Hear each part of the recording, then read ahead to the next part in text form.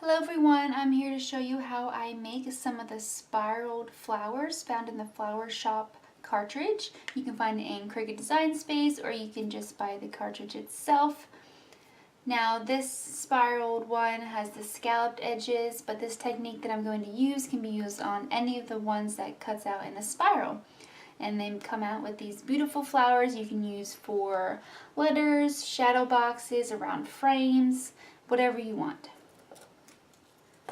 So the materials that I'm using today, the main piece is the McGill Paper Blossom Toolkit. I found it on Amazon. They come with 3 of these tools, and on each of the ends are a different size round ball, and it's used to press against the petals and distress them and give them a more natural look. It also comes with tweezers to help curl the flower. And it comes with a self-healing pad, which again is perfect for pressing and not having to go too far. The other materials that I'm using, I'm going to be dyeing this flower just a little bit to give it a more realistic feel. I'm going to be using Jim Holtz Distress Ink in Aged Mahogany, and then of course my glue gun. So let's get started. So for this piece, I'm going to be using the 6 milliliters. It's cut about 5 inches, but when it's finished it's only about maybe 1.5 inch.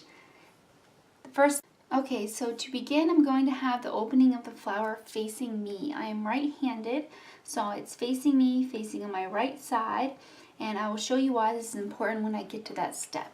So how I distress them, I just take the round ball, I push and go against the petal, and then I push down and I kind of swivel myself down. So I go around the top of the petal and then I swivel down. Now I'm going to do this on each of the petals, so I'll come back.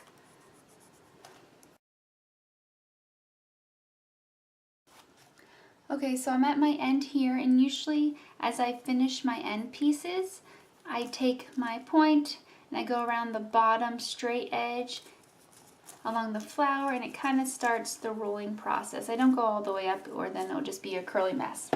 So the next thing to do is to turn it over, and I'm going to dye these outside of the petal.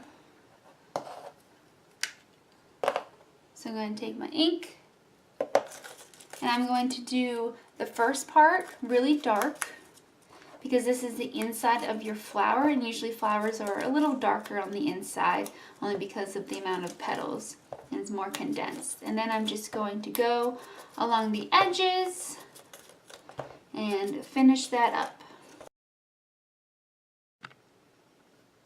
Okay, so I have my flower and now I am ready to roll it into a flower. I'm going to take my tweezers and I'm going to clip it on the very end of the flower. I'm going to roll the flower up towards the rest of the paper.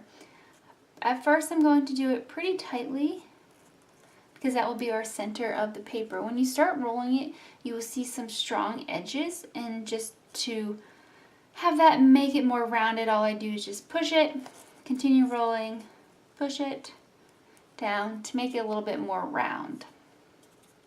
Now when I get to about the 5th or 6th flower, it's no exact science. I'm going to start just doing it very loosely. I'm using my thumb and my middle finger to make sure the paper is all lined up.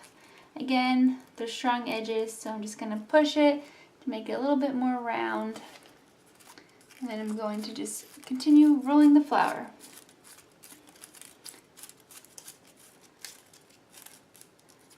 Going to save about 4 petals at the end,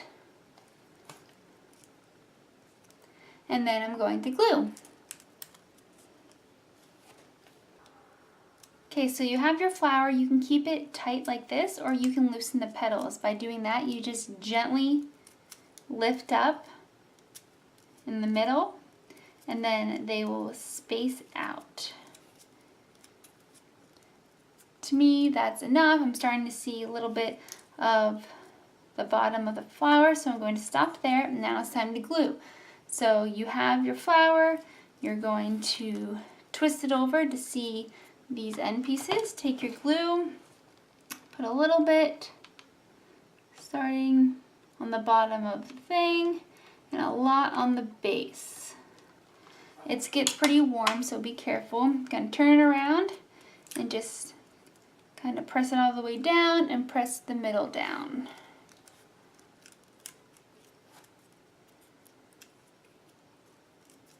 And there you go, you have your flower. The middle is a little loose, so I'm going to take my tweezers and twirl it in while the glue is still hot. And now there you have it. I can fluff out the petals if you want, however you like it.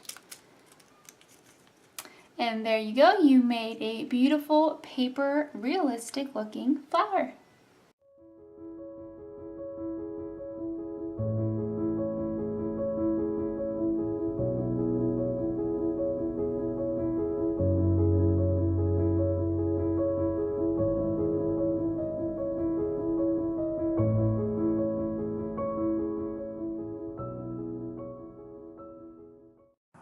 Okay, so you want to create the flowers, you create a new project.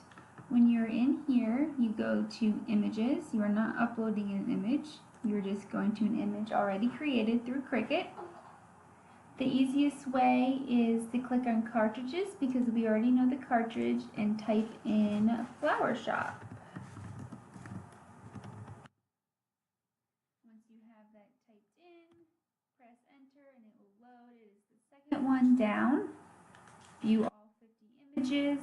These are not the ones I'm going to be using. The technique that I use in this video, you can use for any of the spiraled ones. So I've used this one before. This one's another one of my favorites.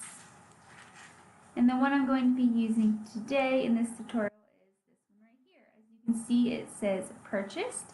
So I don't own any of the Cricut design space. I just purchase them as I go. It was only $1 and it's awesome. So once you click on it, even if you do have to pay, you can still insert it and you can still play around with the piece. So that's awesome. And then when you go to make it, that's when you'll be asked to pay for it before you cut it. So how I usually set up my flowers, this is one of them. I was just cutting, so I set them on an 8.5 by 11 piece of paper because I have used the recollection papers from Michaels. I usually make a square that's 8.5 by 11 and put it behind all the images to make sure that it all fits. And I already made sure this one does. Just to tell you, this is my biggest flower that I usually cut it in. And that the width is about 6 inches. Actually, sometimes I cut it a little bigger, maybe almost 7 inches. So you can resize them, and then of course if you need to cut it, you want to attach them, and then it will stay in that spot. And there you go. So that's how you can enter these flowers into your machine.